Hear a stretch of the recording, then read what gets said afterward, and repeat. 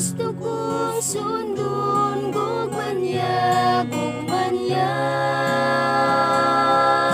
Kanunay nagpabilin bisan pagidagmalan.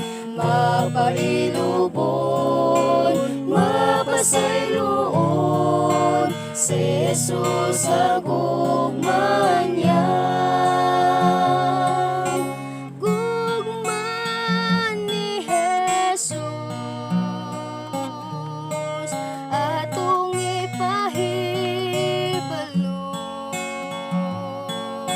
Sa mga katawhan atong kinabuhi, ehemplo kay kita gitanaw sa uban. Sama ka nako,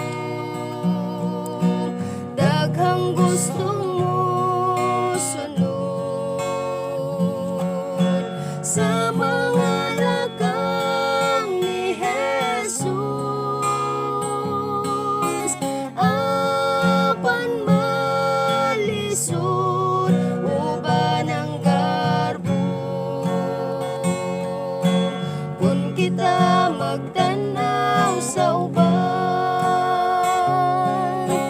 Gusto kong sundon gugmanya, gugmanya.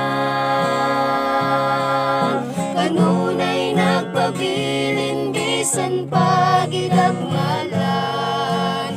Mapailubon, mapasayloon, si Jesus sa gugmanya.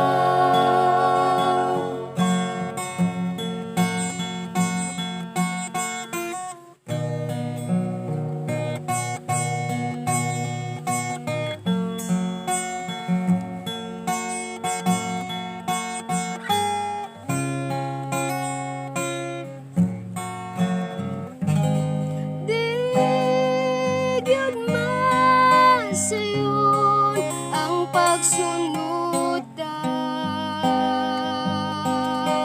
kinahanglan ang pag-amping,